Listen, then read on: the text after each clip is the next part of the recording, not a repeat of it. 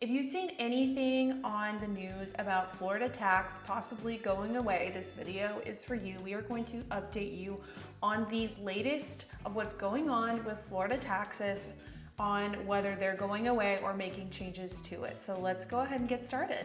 What kind of taxes are supposed to go away?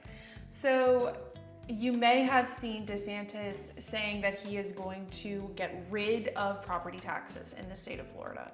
So there was a lot of bills going around, and we went into Tallahassee in January and spoke with our state legislators, and we got a little bit of an update in January on what might possibly happen. Do you want to share a little bit of what we learned then?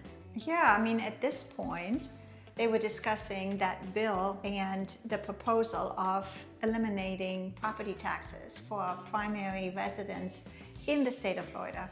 And then obviously there were different bills on the tables, because when you save on one end, something else has to give. So they were just talking about different proposals and discussing them with us. Yes, and a lot of them actually were opposed to a bill getting rid of it. None of them really at that time knew how they were going to replace those funds to fund our local government, because all of your property taxes are going to your local government. So a lot of them had concerns about how smaller cities were going to function if this property bill was passed and got rid of all the property taxes. So like Sabina mentioned, a lot of these legislators and senators, they were all talking about a bill that isn't a complete, getting rid of the property taxes completely, but something that kind of improves what the Florida taxpayer is paying, but doesn't eliminate the taxes.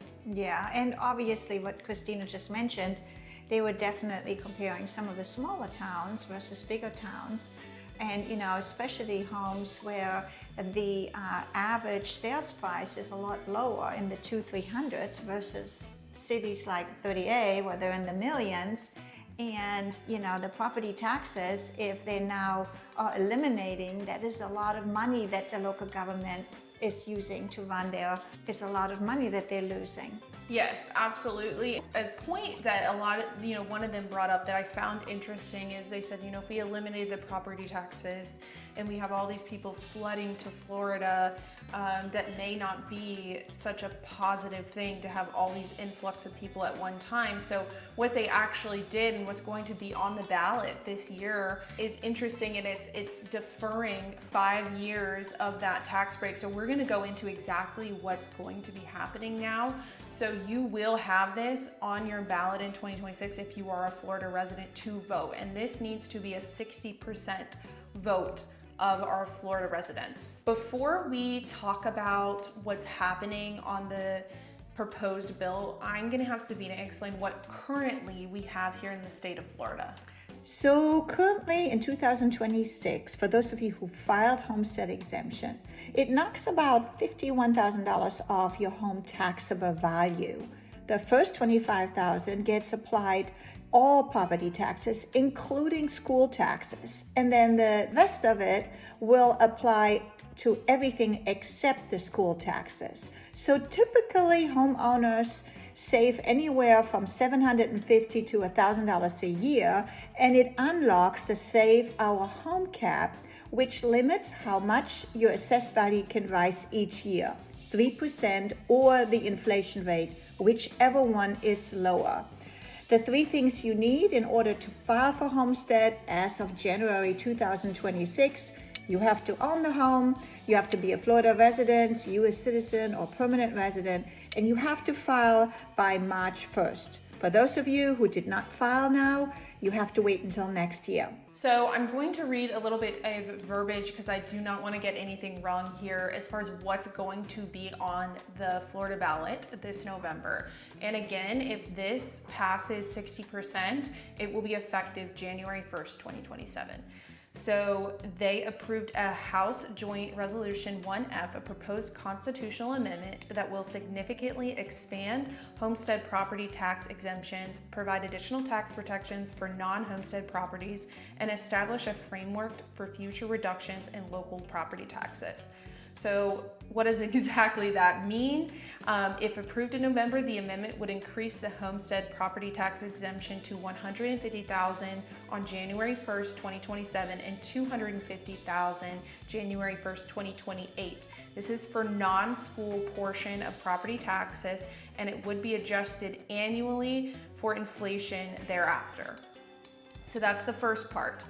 For property owners who are not permanent residents of Florida, as of December 31st, 2026, the proposal also creates a 5-year homestead exemption on the first $50,000 of assessed value of homestead properties, and after that 5 years of Florida residency, the homestead would receive the full homestead exemption for Florida residents. So you're having a defer of 5 years to get that full benefit of this bill. The amendment would also require counties to prioritize remaining property tax revenues for specific government functions. Those functions include public safety services such as law enforcement, fire protection and emergency medical services, transportation and infrastructure projects, including road and bridge construction, stormwater management, natural resource and flood control projects, retirement benefit for local government employees, repayment of bond obligations, and the operations of county and local government. So on top of all of that, the proposal includes provisions affecting commercial and non-homestead properties. Current constitutional limitations allow assessed value of non-homesteaded properties to increase up to 10%, but this would only allow them to be 5% increased every year. So you want to kind of explain what that means in the state of Florida right now for non-Florida residents who may not understand. So basically right now, if you're purchasing a home and you are not filing homestead exemption and are a Florida resident, your taxes could increase up to 10% per year. And that is going to be reduced by half, which is a good news for investors or people that are not living here full time, that are maybe only living here a portion of the year. Yes, and another thing to keep in mind is this bill does not require the governor's signature.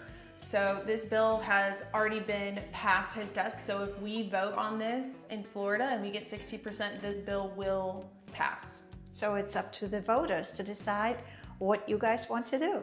Yes, and if you have any questions about this bill and how it may affect you, feel free to reach out to us. We're happy to answer any questions that we can. And of course, we're going to be updating you guys on anything regarding to Florida tax. So make sure you give us a subscribe. We're a real estate team up in the panhandle of Florida. Until the next time, auf Wiedersehen, tschüss und goodbye.